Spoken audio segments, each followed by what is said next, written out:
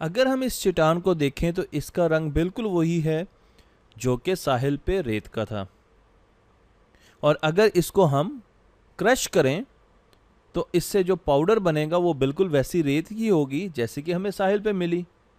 तो इससे हमें ये लगा कि इस चट्टान से किसी न किसी तरीके से रेत बनती है, पर वो रेत बनती कैसे है और ये चट्टान है कहाँ पर?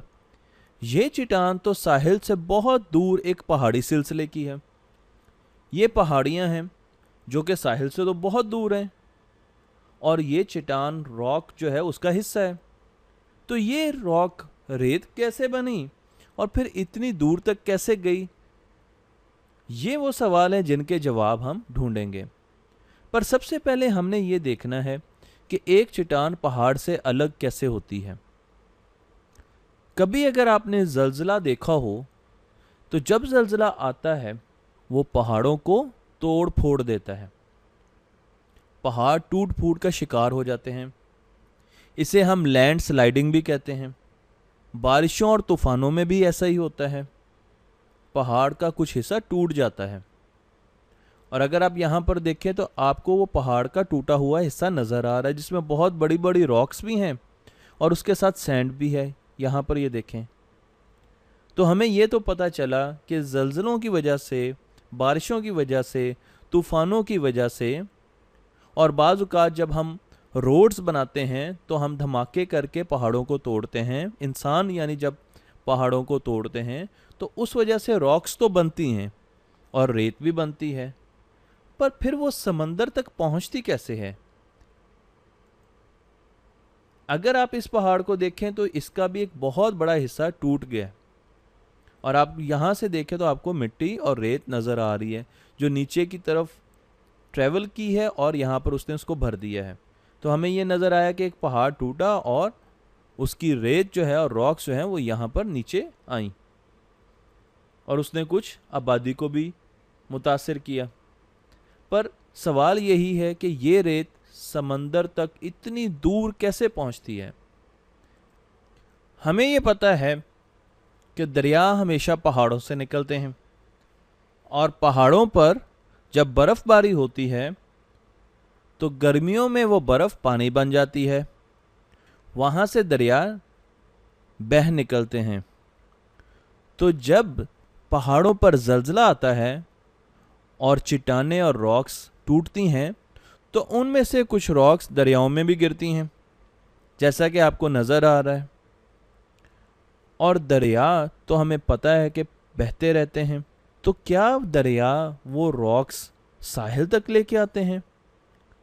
पर साहिलों पे हमें रॉक्स तो नहीं मिलती, साहिलों पे तो हमें रेत मिलती है। तो फिर रॉक्स रेत में बदलती कैसे हैं? और क्या पानी में, दरिया के पानी में इतनी पावर होती है कि वो रॉक्स को लेके आ सके? अगर आप इस तस्वीर में देखें तो यहाँ पर इस पहाड़ी सिलसिले जिसकी हम बात कर रहे हैं कि बीच में से एक दरिया निकलता है, यहाँ पर जब भी बारिश होती है या लैंडस्लाइडिंग होती है तो रॉक्स इस दरिया में ज़रूर गिरती हैं और वो पानी के साथ बहती हैं। पर क्या पानी रॉक्स को अपने साथ बहाकर लेके जा सकता है? ये पिक्चर देखिए, इसमें आपको नज़र आ रहा है कि पानी बहुत सारी रॉक्स को अपने साथ लेके जा रहा है। पानी में बहुत ज़्यादा पावर होती है और उस वजह से वो काफ़ी ज़्यादा रॉक्स को अपने साथ लेके जा रहा है। ये रॉक्स एक दूसरे से टकरा भी रही हैं, नीचे भी गिर रही हैं, टूट भी रही हैं और ये आगे भी जा रही हैं। तो हमें ये भी पता चला कि जब रॉक्स को पानी अपने साथ लेके जाता है तो एक दूसरे से बहुत ज़्यादा टकराती भी हैं और वो टूट फूट का और ज़्यादा शिकार होती हैं। तो बड़ी रॉक्स छोटी रॉक्स में बदलती हैं और छोटी रॉक्स पाउडर फॉर्म में बदल जाती हैं। यहाँ पर देखें कितनी छोटी छोटी रॉक्स रह गई हमारे पास। बड़ी रॉक्स टूट टूट कर छोटी रॉक्स बन गई। अब हम इसको एक पिक्चर में देखते हैं। जब लैंडस्लाइडिंग होती है तो पहाड़ों से रॉक्स और सैंड नीचे की तरफ आती है, वो दरियाओं में गिरती है। दरियाओं में गिरते हुए रॉक्स आपस में टकराती भी हैं और वो टूटती भी हैं, तो वो छोटी से छोटी होती रहती हैं। यहाँ पर देखें रॉक का साइज़ बहुत बड़ा था, पर यहाँ पर रॉक्स छोटी हो गई और ये टूट भी गई, 2 रॉक्स में बदल गई। अब ये और ज़्यादा छोटी हो गई, अब यहाँ पर और ज़्यादा छोटी हो गई और यहाँ पर बिल्कुल ये पाउडर फॉर्म में यानी रेत की शक्ल में सैंड बन गई। तो इस तरीके से पहाड़ों से सैंड साहिलों और बीचेस तक पहुंचती है। रॉक्स टूट टूट कर पाउडर फॉर्म में आ जाती हैं और वो सैंड बना देती हैं और उनको लेकर आता है दरियाओं का पानी। इस पूरे प्रोसेस को इरोजन कहते हैं। ये इसका नाम है इरोजन, जिसमें रॉक्स आपस में टकराकर टूटती हैं या बाज़-औक़ात पानी उनको तोड़ता है। इस पूरे प्रोसेस को इरोजन कहा जाता है। अगर आप पहाड़ों के ऊपर रॉक्स को देखें, एक तो वो बहुत कलरफुल होती हैं, मुख्तलिफ कलर के पहाड़ होते हैं इसलिए रॉक्स मुख्तलिफ कलर के होती हैं।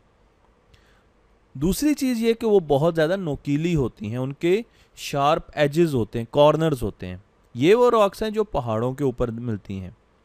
जब ये वहाँ से टूट के नीचे गिरती हैं, टकराती हुई नीचे आती हैं, तो इनके ये कॉर्नर्स टूट जाते हैं जब ये एक दूसरे से टकराती हैं।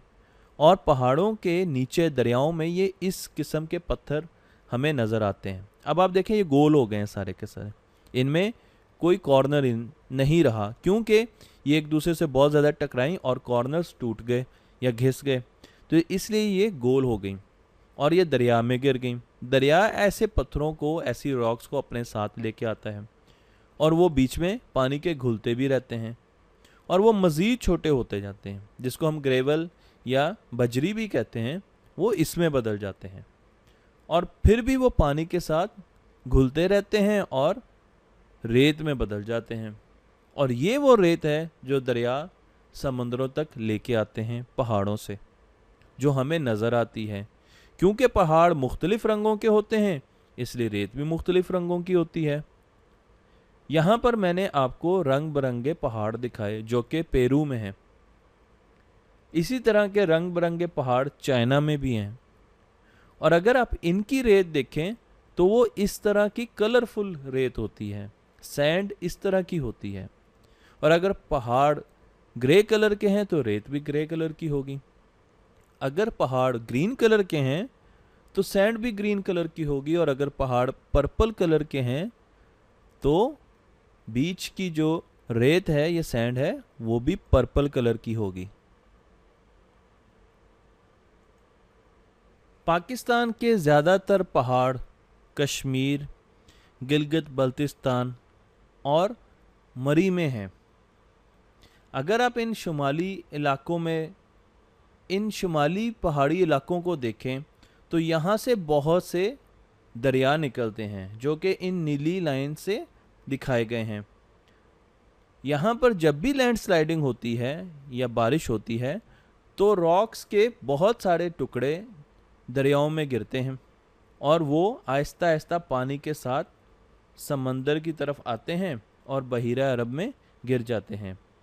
और ये रॉक्स हमें बीचेस पर रेत की सूरत में नज़र आती हैं क्योंकि पानी के साथ ये क्रश भी होती हैं और घुल भी जाती हैं।